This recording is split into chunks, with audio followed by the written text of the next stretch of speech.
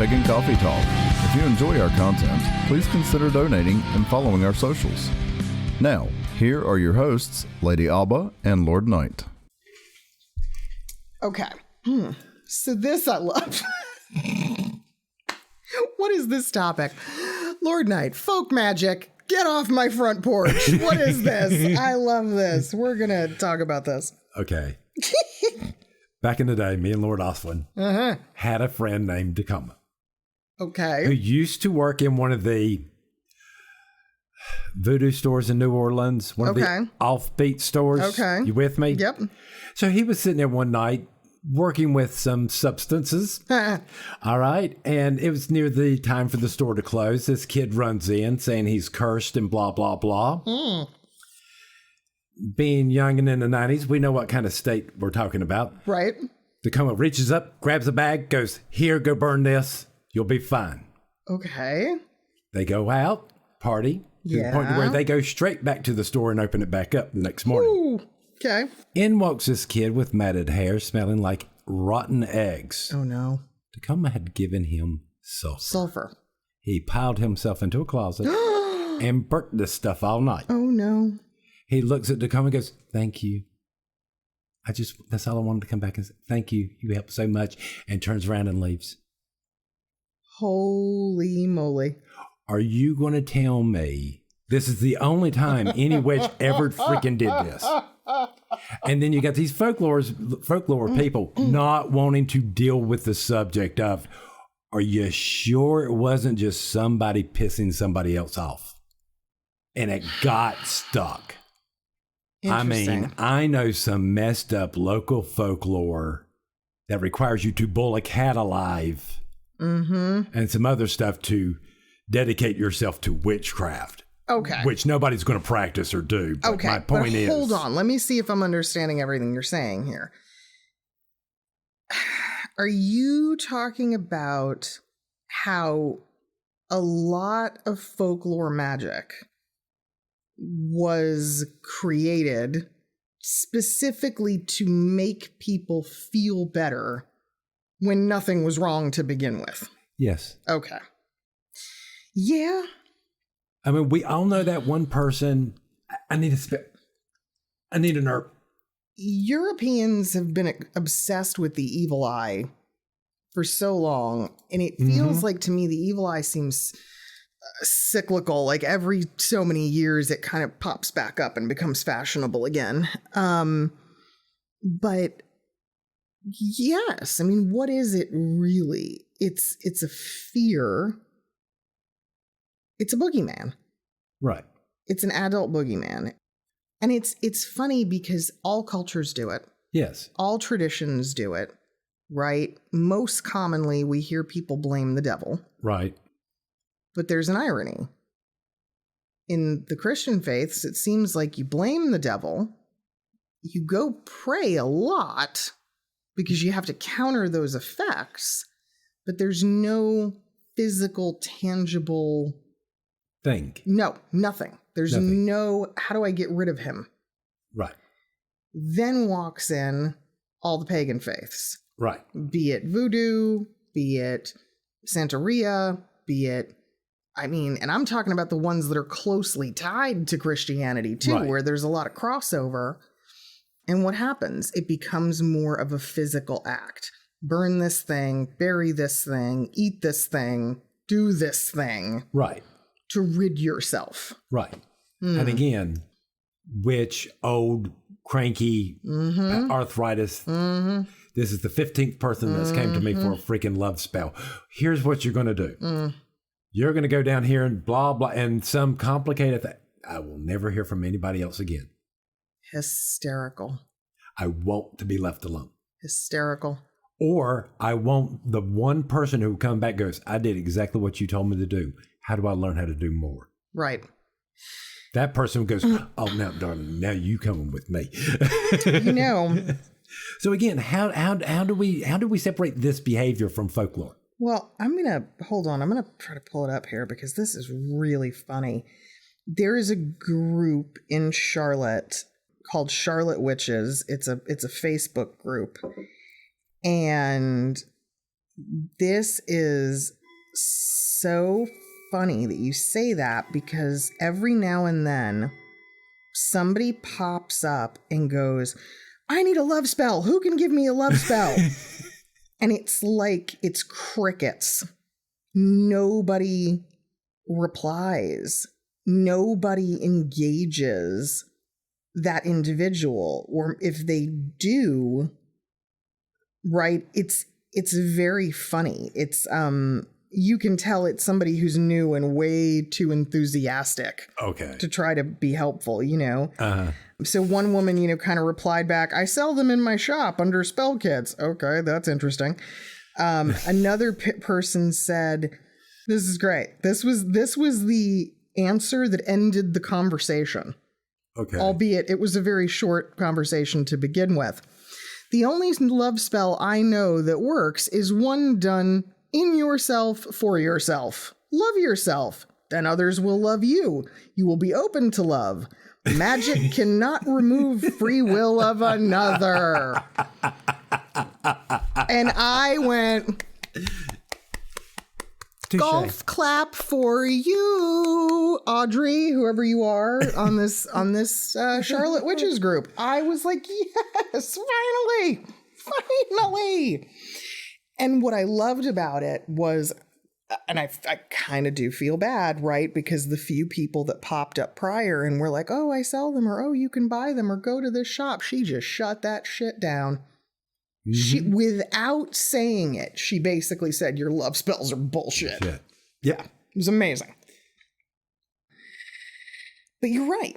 So, okay, let's break it down. Folk magic has a multitude of components. One aspect of folk magic is exactly what you have identified. Right. Get off my lawn. Yes. Here, I'm giving you this to placate you and to get you to go away. And look, I think if you're in craft, you have met somebody who is obsessed with a problem or an issue or a thing, and they just won't let it go. The other, right, there is an element of folk magic that was to make money. Yes. And considering the times and considering the way those people lived and with the means that they had, yeah, they did what they had to. They absolutely did what they had to. And I think not holding no shame there. No. And I think in many cases, it really was, you know, the growing and selling of certain herbs, the cultivation of certain, you know, salves, whatever it was. It was not, the majority of it was realistic. Right. You do get into the charlatan category, of course, but a lot of that is proven to be more modern. The third area of folk magic is really this, it's not a religion per se. No. But it is a spiritual practice that is either enhanced by a particular religion or that is sort of an addendum to it, a sidebar. I mean, in Christianity, the only thing I can see this being would be the Holy Grail. Oh, no, there's a few of them. There's a few of these kinds of things in Christianity. So one is when you bury the statue on your lawn. Like if you're trying to sell your home, some people use the Virgin Mary and some people use, I think, St. Jude, maybe. It's either St. Jude or St. Anthony. And you bury the priest. Yeah, no, I swear to God, not the priest, the saint. You bury the saint statue. Okay. Upside down. What? Yes, you bury it upside down in your lawn, and it is supposed to help you sell your home. Now, once it sells, you have to unearth the statue and take it with you. Okay. All right. And another component of that is whether you bury it facing you or facing away from you. So meaning if you want to move, you face it away from you towards the future. If you're trying to keep your home. Right. Yeah. Or like avoid foreclosure, you face it toward you. Yes. And that's folk magic. See? I mean, it exists. There are many components of it in the Christian faiths. People just kind of forget about them or don't really talk about it. Yeah. As a kid, I always thought like Palm Sunday right before Easter. I was like, that is pagan as crap. Are you kidding me? You would get the palm fronds from the church and then you're bringing them home and your dad is sitting there cursing liberally while he crafts them into little crosses that his dad showed him how to make. Oh yeah, this is a whole thing. You know, come on. Ash Wednesday. Yeah, come here, little kitties. Let me put some charcoal on your forehead and a perfect little cross. Excuse me, Southern Baptist. Yeah. Hell brimstone. That was it. That was every Sunday. Yeah. So I do think there's a ton of folklore that is connected. But what is the practice meant for? Right? What's the point? To amplify? To concentrate? To focus, to relieve stress, in the community, or in an individual. Yes, I have found over the years that a lot of folk magic is uncrossing spells. It's how to reveal what the problem actually is, so we can fix it. Yes. Funny how that is. It's almost like they knew something we didn't. I know. Uncrossings or untying spells, unknotting, whatever you want to call them, they're all kind of the same thing. And then, of course, there was the hexing component. So-and-so stole my chicken, and now I'm mad, and I know they took my chicken, and they won't admit that they took my chicken. So, yeah, we're gonna put a hex on them until a chicken is returned. Unfortunately, in the South, if it got to the you're sleeping with my husband, there were guns involved. Oh, yeah. I mean, but there's a lot of that, again, in a lot of places. The spitting on the ground, I always found that to be a fascinating one. Oh, man. But folk magic, that's what's funny. I think not only is it in danger of being lost. Yeah. A lot of it. Many modern witches have started to take folk magic too literally. Yeah. It had a meaning at the time. It had something relevant at the time. It's not necessarily applicable anymore. With the way folklore and folk magic sort of set up, it's so easy to manipulate it to fit your values and get. But we'll just ignore this, and I don't like that. Well, but also, it's the misnomer. It's not a religion, and too many modern witches are trying to take elements of folklore and say, oh, this is the way it was done. This is what our ancestors did. That's not, anthropologically, that's not always accurate. Again, the DNA trail does not always match up. And again, I'm sorry, you're from up north, I'm from down south. If me and you were to get married, I'm not going to forget my southern ways. Of course. So our child would have a mixture of the two. There's always, but that creates dilution. There's new ideas introduced. I mean, look, I thought it was adorable. I was watching something on TV the other day where in the show a black couple got married and they jumped the broom. Oh. And I was so excited. I was like, holy crap, they literally jumped. And my daughter was like, what? And I'm like, that's an old African American folklore that goes back pre-slavery. And I'm like, I don't even know the roots of it because it's not my culture, but that's really cool that they acknowledge that people are still doing that. Well, that's like doing that special knot for the during the weddings that they wrap that when you pull your hands apart, it does that. It does the infinity knot. Yes. There's that one. There's, come on, with weddings, there's all kinds of crap. When in the Jewish services, when they break the glass. Yes. There's so many but that to me, that's all folk magic. What's the deal with the breaking the glass? After that, is it a Viking? Is it a Russian? I'm not sure. But what was the point of it? I don't remember. Let's look it up. Why not? Let's have a live lesson. Why do you break glass at a Jewish wedding? No. I know. I'm just mean when they take the drink and go. Pff. Oh. What? Well, there's a few different things here. One says the breaking of the glass symbolizes the fall of the Temple of Jerusalem, which was the beginning of the Jews, 40 years in the desert and all of that. Another says, so again, this is pure folklore. Some Jews believed breaking the glass was used to keep demons away. And then the one that I think from the looks of it is probably the most related to modern service. Many Jewish traditions, plural, love that. They're acknowledging it's not all the same. The breaking of the glass represents that you are acknowledging the bitterness or hardships that are inevitable in any life. So you've already recognized the sweetness and happiness of life in the wedding ceremony itself. So basically what you're saying is we can overcome this. Yes. We can smash through whatever obstacle. But yes, there's a lot of different folklore to this. Yeah. So it's interesting. There is a podcast that I've been following. I was telling you about this, and I do want to talk about her because she's pretty great.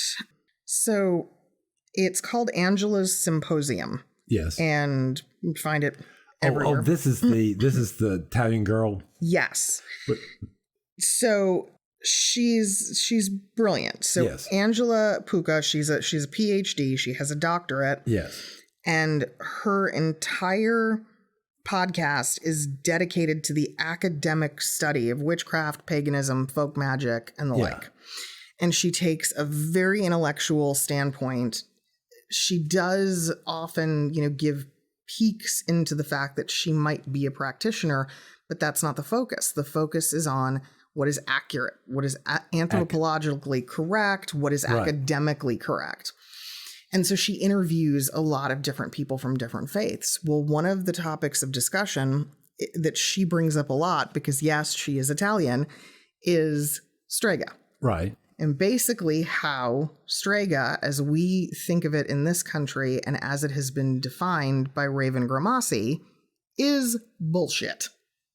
It doesn't exist. It never existed in Italy. There is no unified religion or tradition in Italy called strega or stregheria. Nobody knows what that is. My own mother, when I asked her about this years and years ago when strega was becoming popular, she was like, technically the word is like what we would use for someone in the circus. Like magic, like a magician magic, not like what you're talking about. Right. Yeah.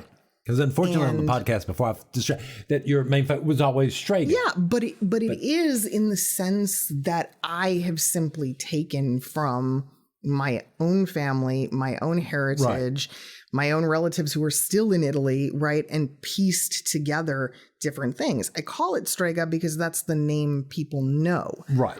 But is it Raven Grimassi's strega? No. Because truthfully, and this is the problem, he's a fraud. Like, the man created and built a religion that was never there by expanding off of Leland's work, which was always in question as well, the Aradia. Right. And he made up a form of witchcraft. Now, if that's what you practice and it works for you and you believe it, fine.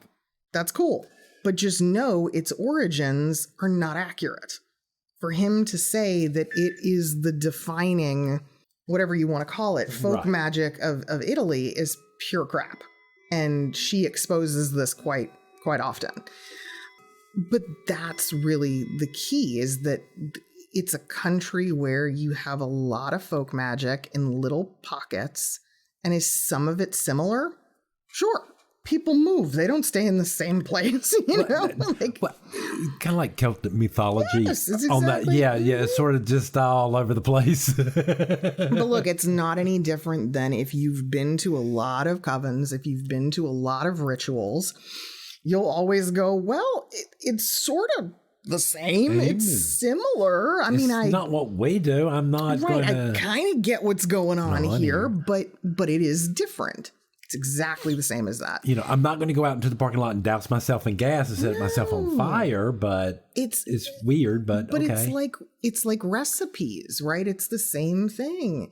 Not everybody makes the same recipe the same way. There's variations, and that's ultimately what most folk magic is. So to say that it is accurate or the way or no, we can't do that. Well, see, I understand this because everybody knows I'm Southern.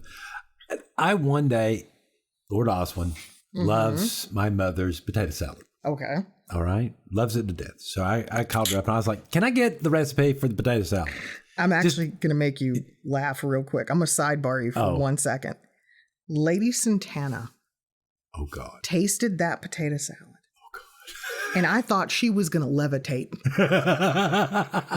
That woman, she was so enamored with your mother's potatoes. It was the funniest goddamn thing. You made her so happy with potato salad. And I remember I don't know. It warmed my heart that something so simple still, right, after everything that woman has seen and done and her place in craft, that made her that happy. That happy. So, yeah.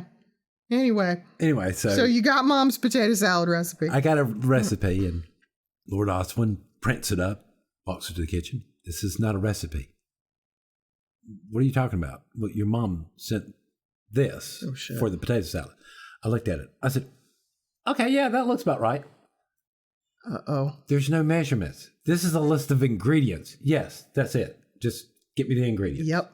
Yep. And it's just to taste. Yes. Just whatever you That's prefer. Folk magic. Yes. Yes. I learned it from my mother. She walked me through. I already, and it drove him up the wall. It was just like, how do you turn this into? Folk magic is the literal opposite of esoteric high magic. Thank you. Yes. It's chaotic. It follows very few rules. If any. Yeah. It is not linear. And technically, I mean, if we want to really go there, it's wrong. It's, what I mean when I say that, it breaks the rules that are supposed to apply. When you're told to pee into an iron pot so you can drink it later, you got questions. That's what I mean. It definitely doesn't always explain itself. I think you and I had this discussion once, and I remember you saying esoteric magic is sometimes like taking a highway, and folk magic is like taking the back roads. Yes. You're still going to get there. It just might take you a while. Might take a while. Might be a little bit more scenic. Way scenic. Yeah. And yeah, but ultimately, sure, it'll get you where you need to go. And yes, it's messy. Yes. It's never straightforward. No, folk magic to me always seems like you're going to get dirty. Yeah. You are. Something's going to get on you. All right. Your hands are going to be dirty. Your clothes are going to be dirty. Like there's some component of it where you will be covered in mud. Yeah. If not from head to toe. No, at least something. Just something. You're going to have a moment where you go, ugh, like I need to wash this off me. You got to wear it for how long? And then, there are other elements of folk magic that people are adopting in modern time in a very interesting way. Interesting? What do you mean? Well, it used to be wear the blue star on thy brow when trouble is enow. Yes. Right. So back in the day, what would we do? They actually wore the blue star. Right. But it was with things like paint. Yes. Woad. In modern times, it was blue eyeliner. Yeah. Now, people are getting it permanently tattooed to their forehead. Okay, they have tattoo pins. They fade. You just Yes, stick and poke. stick and poke. And I'm sitting back going, "Oh, this is great. Just write sigils on your arms, and as the ink fades, so does the spell." Yeah, but some people, like I said, they're going a little further than that. And the thing that I think is also interesting is some of the charm of folk magic is the fact that it was done in secrecy. Oh God, Yeah. Some of what makes folk magic work is the secrecy. When you are on TikTok filming your folk magic for other people to see, you have just ignored one of the main principles of magic. No. I listened to a woman on video who does this. She goes, so what I will do is I will cast the spell and wait for the outcome. Then I'll show it to everybody. Okay. And I'm like, well, wait a minute. I can cast a spell and then go around the world. I can also cast a spell that can go onto the astral and go back in time and still fuck with your spell if I so desire. So doing it here or there, what's the difference? Right. Just saying. So why are you videotaping your spells at all? And how in the world are you videotaping your spells and your video camera not dying? Well, yeah, we don't know some of the other ramifications of doing this, but at least on its surface, I mean, come on, when you went to the village witch and she looked at you and said, take this thing, do these actions, and don't tell a soul. You don't tell a soul. That is part of the process. There is something to that, and we are in danger of losing that element. I mean, the witch's pyramid, folks. It works. Right. There is a reason why secrecy is still such a big part of things. And others are going, well, but we have to speak it into existence. Do you? Really?